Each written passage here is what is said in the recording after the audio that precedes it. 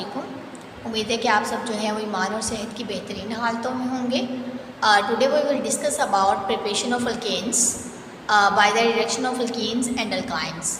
इसको आप लोग जो है वो hydrogenation of alkenes and alkynes भी बोल सकते हैं। अब बेसिकली सबसे पहले आपको पता होना चाहिए कि अल्कीन्स क्या होते हैं और अल्काइंस क्या होते हैं। अब अल्कीन्स ऐसे हाइड्रोकार्बन्स को बोला जाता है जिनमें एटलीस्ट 2 कार्बन एटम्स के दरमियान में डबल बॉन्ड मौजूद होता है। ऐसे हाइड्रोकार्बन्स जिनके अंदर 2 कार्बन एटम्स के दरमियान में अगर डबल बॉन्ड मौजूद है एटलीस्ट, तो उन्हें हम अल्कीन्स बोलेंगे। और अगर किसी हाइड्रोकार्बन्स के अंदर 2 कार्बन एटम्स के दरमियान में ट्रिपल बॉन्ड मौजूद है तो उन्हें हम अल्काइंस बोलेंगे। इस रिएक्शन को हम हाइड्रोजनेशन रिएक्शन भी बोल सकते हैं। Hydrogenation mean addition of hydrogen. Basically हम क्या करते हैं, अल्कीन्स और अल्काइंस के अंदर एडिशन ऑफ हाइड्रोजन कर देते हैं, जिसकी वजह से हम क्या प्रिपेयर कर सकते हैं, हम अल्केन्स प्रिपेयर कर सकते हैं। तो इसे हम हाइड्रोजनेशन भी बोलते हैं। और रिडक्शन का मीनिंग आपको पता है कि addition of hydrogen. Addition of hydrogen, reduction क्या होती है, एडिशन ऑफ हाइड्रोजन होती है। Hydrogen is added to alkenes and alkynes.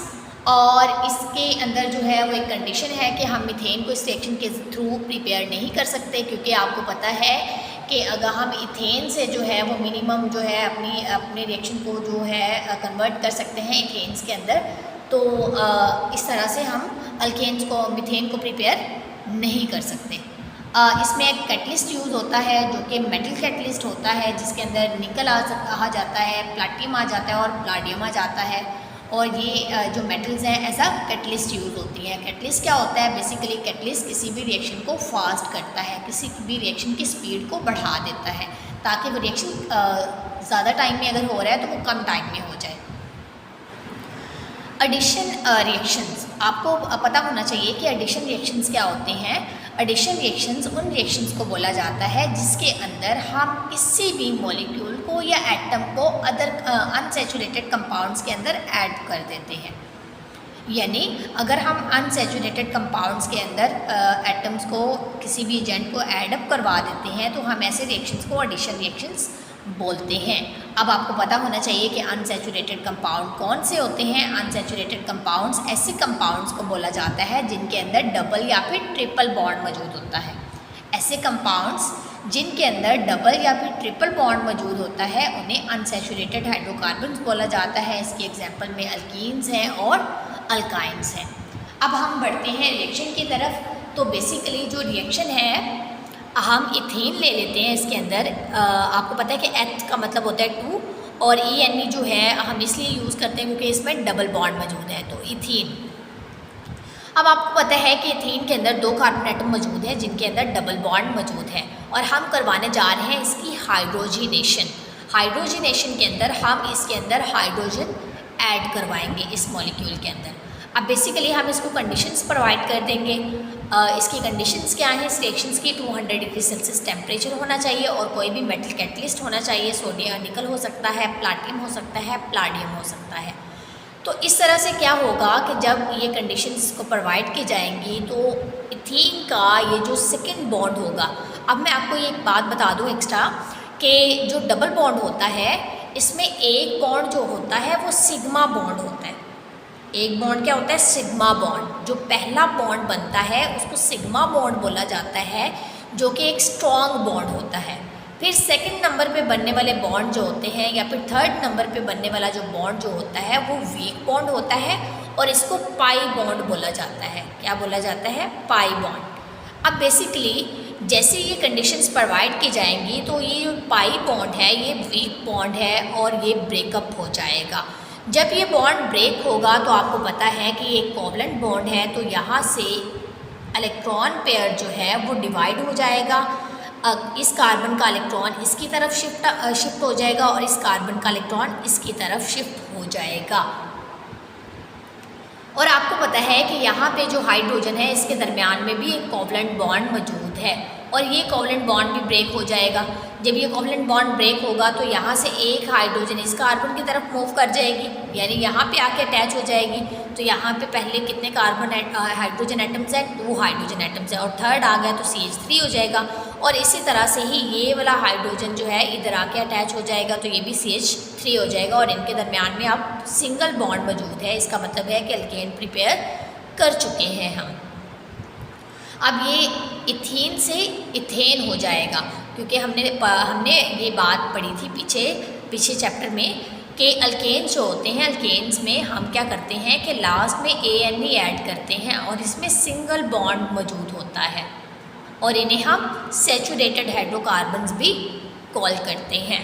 और इसके बाद आ जाए इथाइन से। अब हमने देख लिया कि हमने अल्कीन से किस तरह से अल्केन प्रिपेयर कर लिया। अब हम देखते हैं हम इथाइन से किस तरह से प्रिपेयर कर सकते हैं। आपको पता है कि इथाइन के अंदर ट्रिपल बॉन्ड मौजूद होता है, इथाइन के अंदर ट्रिपल बॉन्ड मौजूद होता है और ये हमारे पास एक इथाइन का एक मॉलिक्यूल है Eth-2 और YNE हम इसलिए लगाते हैं क्योंकि इसमें ट्रिपल बॉन्ड मौजूद है।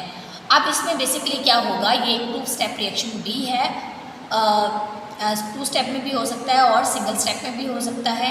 अब बेसिकली क्या होता है कि यहाँ पे मैंने आपको बताया था कि जो फर्स्ट बॉन्ड बनता है वो सिग्मा बॉन्ड होता है, वो स्ट्रॉन्ग बॉन्ड होता है, और जो सेकंड और थर्ड पे बॉन्ड बनता है वो पाई बॉन्ड होते हैं, यानी वीक बॉन्ड्स होते हैं। जैसे ही इस रिएक्शन को ये कंडीशंस प्रोवाइड होंगी, 200 डिग्री सेल्सियस टेम्परेचर प्रोवाइड होगा और साथ में निकल कैटलिस्ट मौजूद होगा, तो क्या होगा कि यहाँ पे ये जो बॉन्ड है ये ब्रेकअप होना शुरू हो जाएंगे और ये ब्रेक हो जाएंगे। जैसे ही ब्रेक होगा तो इसका इलेक्ट्रॉन जो है वो इसकी तरफ शिफ्ट हो जाएगा और आपको पता है कि इलेक्ट्रॉन पेयर यहाँ पे मौजूद होता है और इसका इसकी तरफ, और ये बॉन्ड जो है वो ब्रेक हो जाएगा और इसी तरह से ही ऊपर वाला बॉन्ड जो है वो ब्रेक हो जाएगा और यहाँ पे इलेक्ट्रॉन जो है शिफ्ट हो जाएंगे।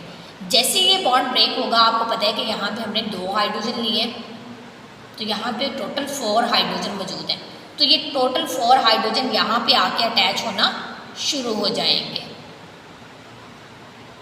क्या हो जाएंगे, यहाँ पे आके अटैच हो जाएंगे। आप टोटल इस कार्बन एटम के पास 3 हाइड्रोजन है और इस कार्बन के पास भी 3 हाइड्रोजन है और इन दोनों के दरमियान में सिंगल बॉन्ड मौजूद है जिसकी वजह से ये इथेन में कन्वर्ट हो जाएगा। तो हम इसमें लास्ट में क्या ऐड कर देंगे, YNE की जगह पे ANE ऐड कर देंगे क्योंकि ये अब अल्केन बन चुका है। तो इस तरह से हम रिडक्शन ऑफ अल्कीन्स और एल्काइन से क्या प्रिपेयर कर सकते हैं, अल्केन्स को प्रिपेयर कर सकते हैं। अब यहाँ ये कंडीशंस नहीं है कि यहाँ पे इथेन ही हम लेंगे, इथाइन ही लेंगे, यहाँ पे प्रोपाइन भी ले सकते हैं, ऑक्टाइन भी ले सकते हैं, इसी तरह से यहाँ पे पेंटाइन, ऑक्टाइन हेक्सीन ले सकते हैं, ऑक्टीन ले सकते हैं, पेंटीन ले सकते हैं। तो ये डिफरेंट कार्बन एटम्स भी हो सकते हैं। अब ये बेस करता है कि हम कौन सा हाइड्रोकार्बन जो है वो प्रिपेयर करना चाहते हैं, इथेन प्रिपेयर करना चाहते हैं, प्रोपेन या फिर पेंटेन या फिर हेक्सेन। तो इस तरह से हमने ये देखा कि हम रिडक्शन ऑफ अल्कीन्स और अल्काइन से किस तरह से अल्केन्स को प्रिपेयर अप कर सकते हैं। अगर मेरी वीडियो आपको अच्छी लगी है तो आप उसको मेरी वीडियो को लाइक एंड सब्सक्राइब करें और नेक्स्ट आने वाली वीडियोज़ जो है देखने के लिए बेल आइकॉन को दबा दें। जज़ाकल्लाह, अल्लाह हाफिज़।